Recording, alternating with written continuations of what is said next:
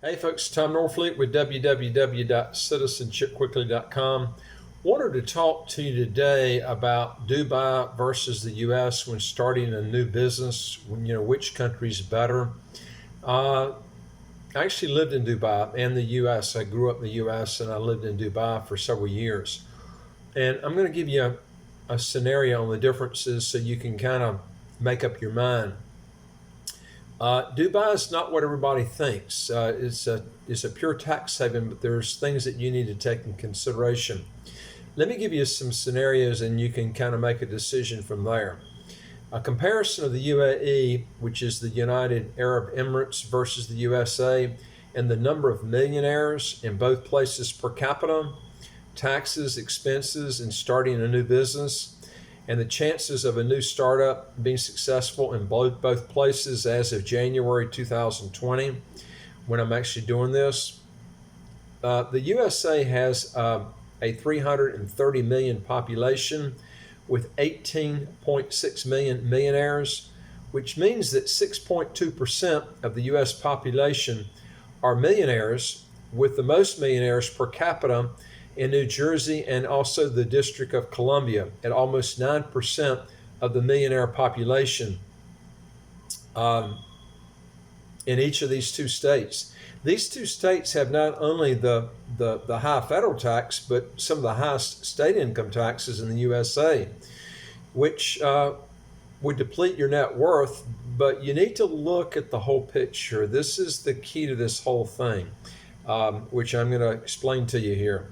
The UAE has 9.68 million population with 88,700 millionaires, which means that 0.98% of the whole population are millionaires, and there is no taxes for estate, inheritance, capital gains, or property tax. There is a transfer tax when property is sold.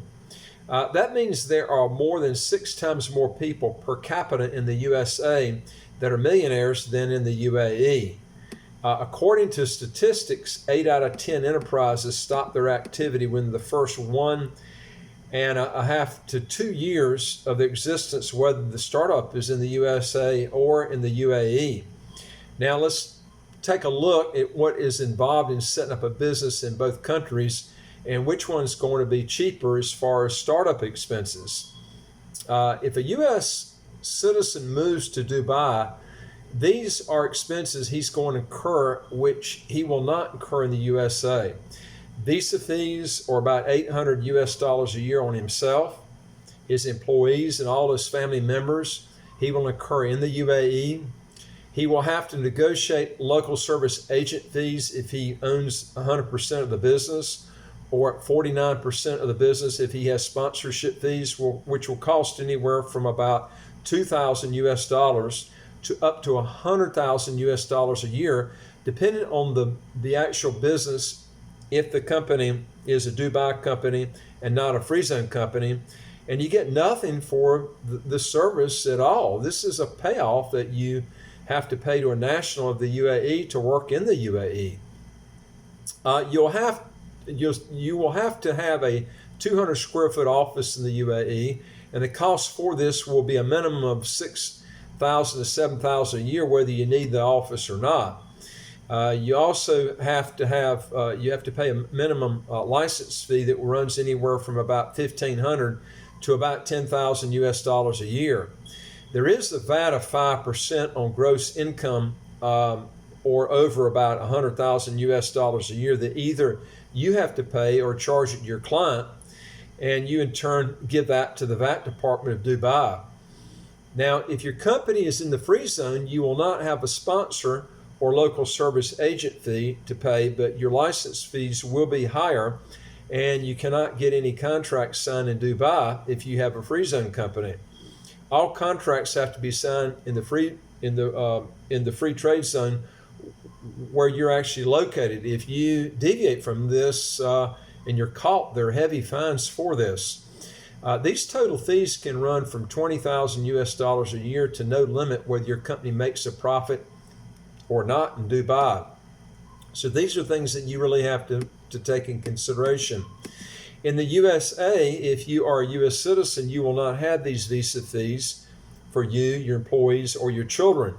No local service or sponsorship fees, no VAT fees, no mandatory office fees, because you can work out of your house or apartment, which is in essence free office space.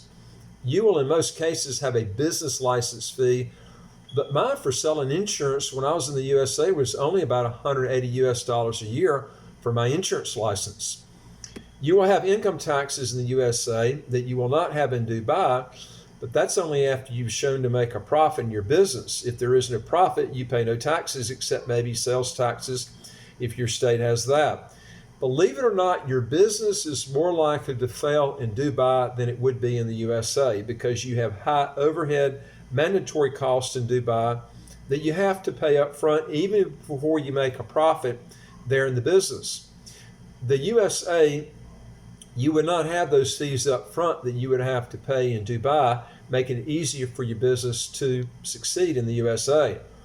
I'm not saying the USA is the best place to have a company. It is better than Dubai because of high expenses up front, language barrier problems, labor issues where you have to pay for your employees to go home once a year overseas, and having to pay round-trip tickets for those flights in labor department in Dubai that's a nightmare to deal with. About 90% of the UAE people are expats, and most of this 90% that are wealthy are nationals from either Bangladesh, Pakistan, or India. People from Europe and the USA make up a very small market of people in the UAE. English is spoken, but it is a rough English and the accents are difficult to understand. And this makes it very difficult to market your product or service unless you hire people with that culture and speak Arabic, Hindi, or what is called Urdu. Having to hire these extra people puts an added cost into your business, so having no income taxes does not always solve your profit problem. The culture of these people is totally different from the Western culture because they seek out free consulting advice and costs that are as close to zero as possible. Let me give you an example. Dentists in the USA typically have standard prices and they don't come off those prices.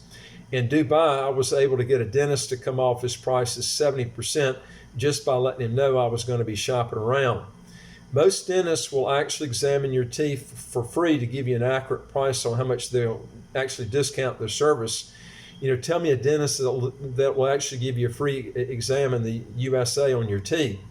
The costs for dental and medical services are already cheaper in Dubai than the USA, even before the prices are discounted. That means if you're a dentist, you'll be doing a lot of services for free. This is how cutthroat it is to get your business in Dubai. That means if you are a dentist, you'll be doing a lot of services for free. And this cutthroat business can really detriment your business to where it could cause you to literally go under.